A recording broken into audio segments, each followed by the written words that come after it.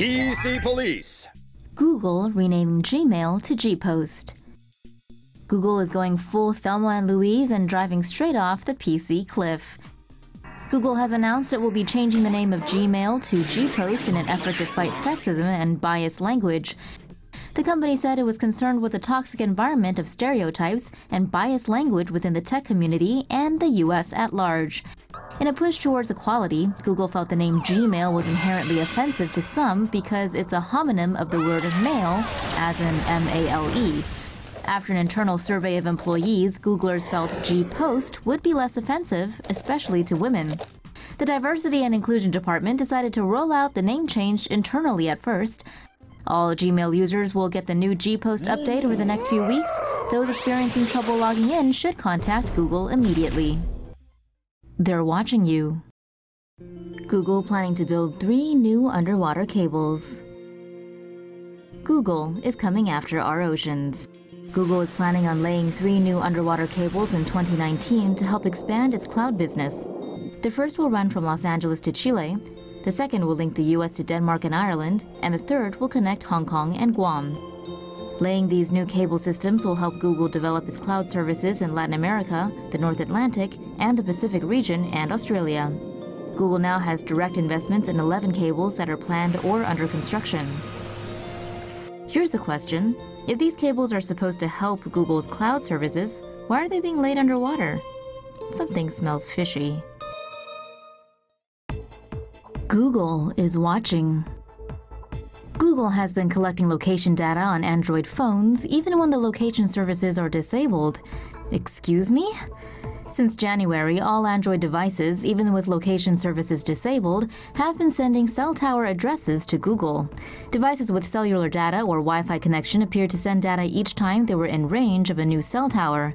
Android devices without a SIM card but connected to a Wi-Fi network would still send tower addresses to Google. With user location data, cell towers could be used to triangulate location to around a quarter of a mile radius, and even closer in urban areas where cell towers are closer together. According to a Google spokesperson, the data was not used or stored, and that the company was taking steps to stop the practice by the end of November. Google's new Silicon Valley campus. The Big G is aiming to build a Silicon Valley hive mind like no other. Google has proposed to build a new complex on land of the former Onizuka U.S. Air Force Base in Sunnyvale, California, for $21 million. If approved, the company will construct new offices that will include 2 large buildings. Google says the new premises could house 4,500 employees. According to San Jose newspaper, the Mercury News, one of these buildings will be 5 stories high. Concept designs illustrate how the office design incorporates floor-to-floor, inclining slopes. The Mercury News reports this will allow workers to get from floor to floor via walking, cycling, or rollerblading. Guess the architects forgot to Google stairs, huh? The project is called Caribbean after one of the avenues the offices are built along. If their proposals get the go-ahead, Google says workers would be in the buildings by 2021 at the earliest. Lawsuit claims Google employees block conservative staff members. Googlers detest working with white conservative dudes. That's according to the allegations made in a discrimination lawsuit filed by ex-Googlers James Damore and David Goodman. Both are white male conservatives. Damore wrote a 10-page internal memo titled Google's Ideological Echo Chamber with citations slamming the company's diversity policies. That triggered an internal debate within Google, and the memo somehow got leaked to the media.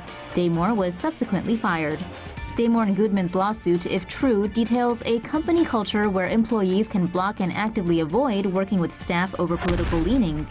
It also claims Googlers created a blacklist of big conservative media dudes not allowed on Google property.